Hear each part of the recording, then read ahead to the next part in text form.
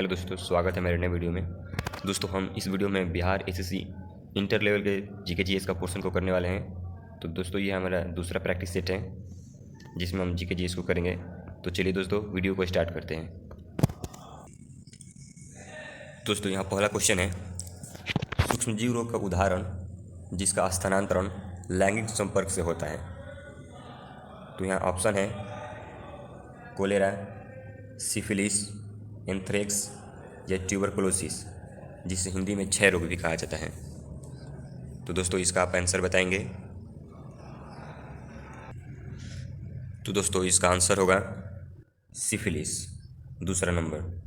दोस्तों सिफिलिस एक जीवाणु जनित रोग है और इसका स्थानांतरण लैंगिक संपर्क से होता है। तो चलिए दोस्तों अगले प्रश्न की ओर बढ़ते हैं। दोस्तों अगला प्रश्न है, विश्व स्वास्थ्य दिवस 2022 की थीम क्या है? ऑप्शन है our planet our health, building a fair healthier world, universal health coverage, everyone everywhere, depression, let's talk. तो दोस्तों आप बताएंगे कि इन चारों ऑप्शन में कौन सही है? तो दोस्तों इसका आंसर हो जाएगा पहला, आवर प्लेनेट आवर हेल्थ। दोस्तों विश्व स्वास्थ्य दिवस 7 अप्रैल को मनाया जाता है और 2022 की theme our planet our health है। तो इसका पहला आंसर हो जाएगा। अगला प्रश्न है, सर्वप्रथम भूगोल शब्द का प्रयोग खाली स्थान के द्वारा किया गया था। ऑप्शन है ऑल इद्रिसी, इरेस्टोथनीज, अलेक्जेंडर वॉन हम्बोल्ट या फिर कार्ल रिटर।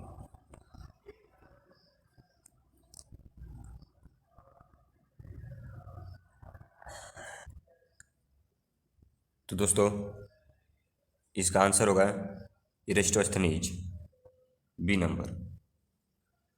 दोस्तों इरेस्टोस्थनीज यूनान यानी गणित, ग्रीक के गणितज्ञ, भूगोलविद, कवि, खगोलविद, इतने सारे ये नाम इनके साथ हैं। इन्होंने सबसे पहले भूगोल शब्द का प्रयोग किया था। तो दोस्तों अगला प्रश्न है, भारत में बिहार का जिसके उत्पादन में विशिष्टीकरण है वह है चावल, लीची, आम या गन्ना।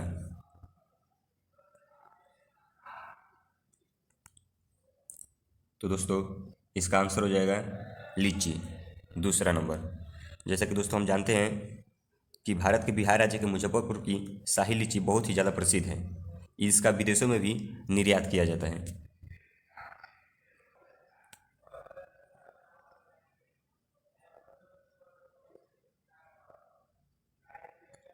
अगला प्रश्न है, 1857 की क्रांति के समय कौन भारत के गवर्नर जनरल थे?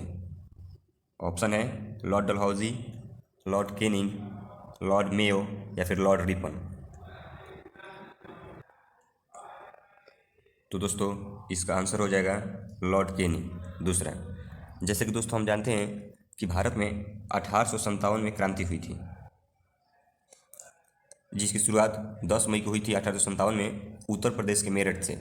क्रांति के समय भारत के गवर्नर जनरल लॉर्ड कैनिंग थे और लॉर्ड कैनिंग भारत के अंतिम गवर्नर जनरल और प्रथम वायसराय भी थे। इसको भी आप ध्यान में रखिएगा। अगला प्रश्न है, निम्नलिखित में से कौन सा साख का औपचारिक स्रोत है? व्यापारी, सहकारी समितियां, साहूकार या फिर मित्र एवं रिश्तेदार।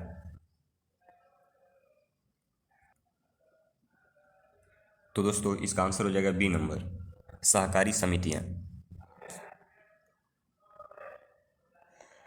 अगला प्रश्न है, निम्नलिखित में से कौन सा वर्ष कोहरे से न्यूनतम परिकर्णित होता है? ऑप्शन है बैगनी, नीला, लाल या फिर पीला। तो दोस्तों इसका आंसर हो जाएगा सी नंबर, लाल रंग। दोस्तों लाल रंग का जो तरंगदैर्घ्य होता है अन्य सभी रंगों से अधिक होती है, जबकि कोहरे में भी लाल रंग का परिकिरण न्यूनतम होता है। जिस तरह दोस्तों हम इंद्रधनुष के 7 रंगों को विबग्योर के नाम से जानते हैं। विबग्योर, जिसमें वी वायलेट को कहते हैं, आई इंडिगो, बी ब्लू, जी ग्रीन, वाई येलो, ओ ऑरेंज और आर रेड होता है।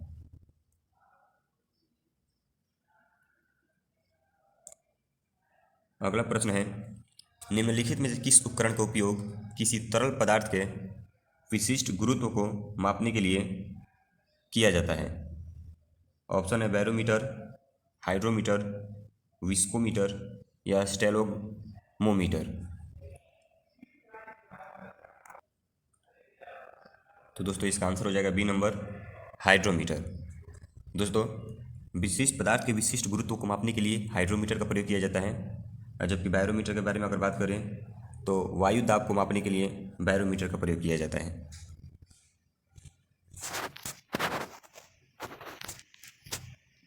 अगला प्रश्न है दोस्तों, समस्थानिकों के रासायनिक गुण समान होते हैं क्योंकि उनके परमाणु क्रमांक समान होते हैं, परमाणु भार अलग होते हैं, न्यूट्रॉनों की संख्या अलग होती है, द्रव्यमान संख्या समान होती है। तो दोस्तों इसका आंसर हो जाएगा ए नंबर, परमाणु क्रमांक समान होती है। दोस्तों परमाणु क्रमांक समान होने के कारण समस्थानिकों के रासायनिक गुण समान होते हैं। अगला प्रश्न है, गांधी सागर बांध किस नदी पर स्थित है? ऑप्शन है माही, चंबल, साबरमती या नर्मदा। तो दोस्तों इसका आंसर हो जाएगा बी नंबर, चंबल। दोस्तों चंबल नदी पर 4 बांध बनाए गए हैं। पहला बांध गांधी सागर बांध है जो कि मध्य प्रदेश के मंदसौर में स्थित है। दूसरा महाराणा प्रताप सागर बांध है जो कि राजस्थान के चित्तौड़गढ़ में स्थित है। और तीसरा जवाहर सागर बांध है और कोटा। तो दोस्तों अगला प्रश्न है, सरकार के स्वामित्व का क्षेत्र कहलाता है? ऑप्शन है निजी क्षेत्र, सार्वजनिक क्षेत्र, मिश्रित क्षेत्र या असंगठित क्षेत्र। तो दोस्तों इसका आंसर हो जाएगा सार्वजनिक क्षेत्र। दोस्तों सार्वजनिक क्षेत्र वह क्षेत्र होता है जहां सरकार का स्वामित्व होता है, जबकि मिश्रित क्षेत्र के बारे में अगर बात करें तो यह वह क्षेत्र होता है जहां सार्वजनिक क्षेत्र और निजी क्षेत्र दोनों ही कार्य करते हैं। अगला प्रश्न है, कैल्शियम की परमाणु संख्या क्या है? तो दोस्तों कैल्शियम की परमाणु संख्या 20 होती है क्योंकि कैल्शियम के प्रोटॉनों की संख्या भी 20 होती है, इसलिए कैल्शियम की परमाणु संख्या भी 20 हो जाएगी। और इसकी संयोजकता के बारे में अगर बात करें, संयोजकता, तो इसकी संयोजकता 2 होती है, इसको भी आप ध्यान में रखेंगे दोस्तों। अगला प्रश्न है, खाद्य श्रृंखला का प्रथम पोषण स्तर निर्मित होता है? उत्पादक द्वारा,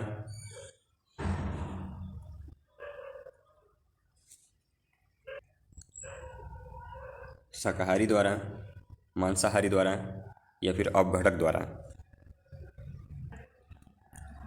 तो दोस्तों इसका आंसर हो जाएगा उत्पादक द्वारा। दोस्तों खाद्य श्रृंखला में 3 पोषीय स्तर होते हैं। पहला पोषीय स्तर हरे पौधा होता है, जबकि दूसरा पोषीय स्तर शाकाहारी जंतु होते हैं और तीसरा पोषीय स्तर मांसाहारी जंतु होता है। अगला प्रश्न की ओर बढ़ेंगे दोस्तों, निम्नलिखित में से इमल्शन का उदाहरण कौन है? ऑप्शन है बादल, धुआं, दूध या फिर कोहरा।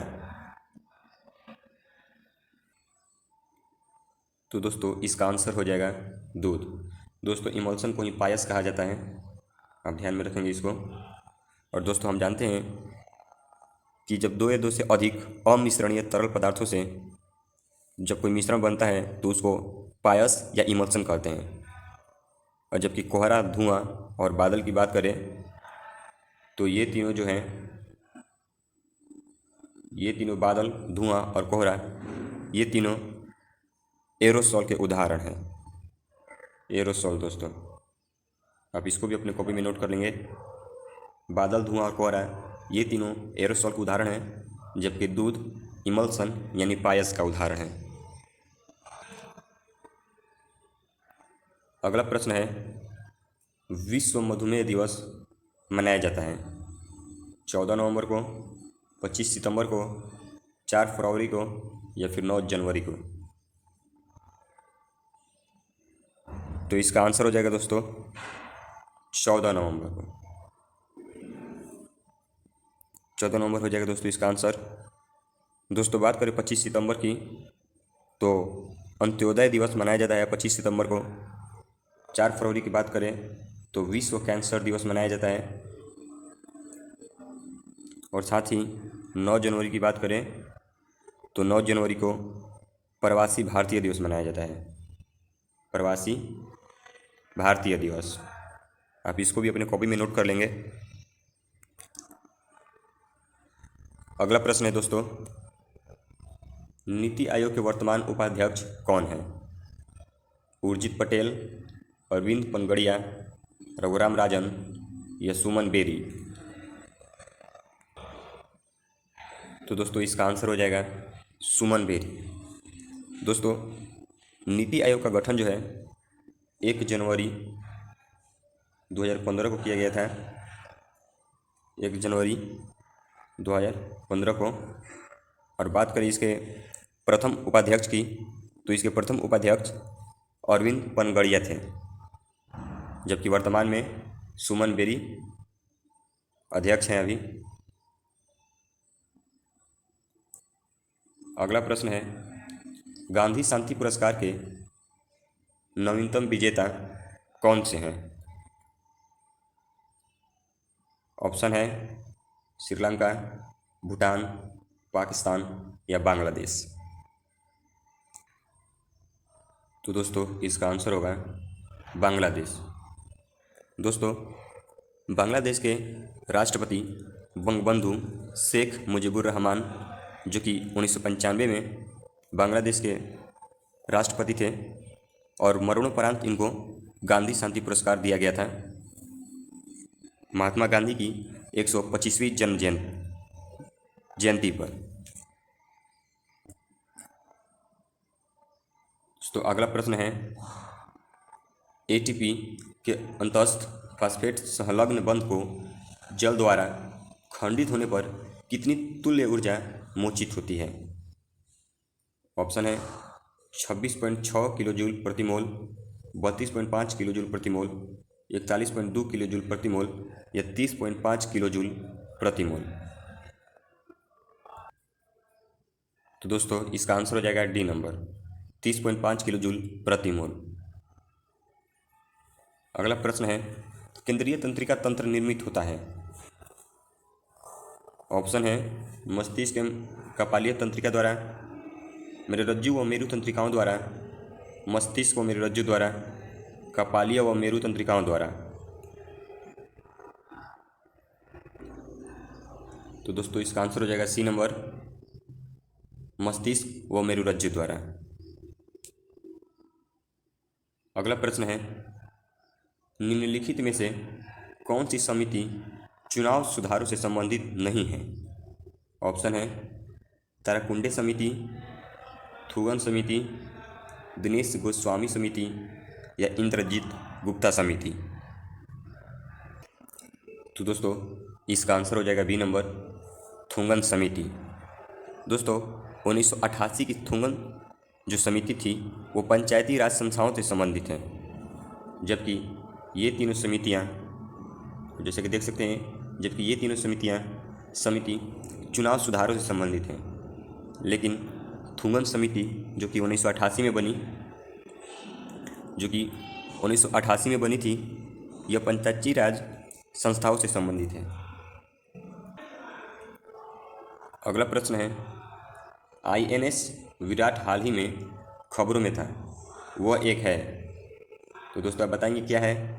टैंक है, मिसाइल है, विमान वाहक पोत है, हेलीकॉप्टर है? तो दोस्तों इसका आंसर हो जाएगा सी नंबर, विमान वाहक पोत है। अगला प्रश्न है, काल बैसाखी चलती है। ऑप्शन है राजस्थान में, महाराष्ट्र में, मध्य प्रदेश में या पश्चिम बंगाल में। तो दोस्तों इसका आंसर हो जाएगा पश्चिम बंगाल में। दोस्तों पश्चिम बंगाल की राजधानी को भी हम जान लेते हैं। पश्चिम बंगाल की राजधानी कोलकाता होता है। तो चलिए दोस्तों अगले प्रश्न की ओर बढ़ते हैं। अगला प्रश्न है, कायिक प्रवर्धन का लाभ यह है कि इस प्रकार उत्पन्न सभी पौधे होते हैं। तो दोस्तों आप बताएंगे कि क्या होते हैं? आनुवांशिक रूप से असमान, आनुवांशिक रूप से समान, रिकॉम्बिनेंट या इनमें से कोई नहीं। तो दोस्तों इसका आंसर हो जाएगा आनुवांशिक रूप से समान होते हैं। बी नंबर इसका राइट आंसर हो जाएगा दोस्तों कि कायिक प्रवर्धन से जो पौधे उत्पन्न होते हैं वे आनुवंशिक रूप से समान होते हैं, एक जैसे होते हैं। तो चलिए दोस्तों हमारा वीडियो यहीं पर समाप्त होता है। दोस्तों हम जानते हैं कि बीएससीसी जो बिहार एसएससी की वैकेंसी है वो बहुत सालों के बाद आई है। तो दोस्तों आप सभी बिहार एसएससी की एग्ज़ाम्स की तैयारी में जोरों शोरों से लग जाइए। इस चैनल पर हम जीके जीएस का और साथ ही साइंस का भी पोर्शन करवाएंगे। इसका प्रैक्टिस सेट हम हर एक सप्ताह में लेते आएंगे आपके लिए। तो आप इस चैनल को प्रैक्टिस सेट के लिए ज़रूर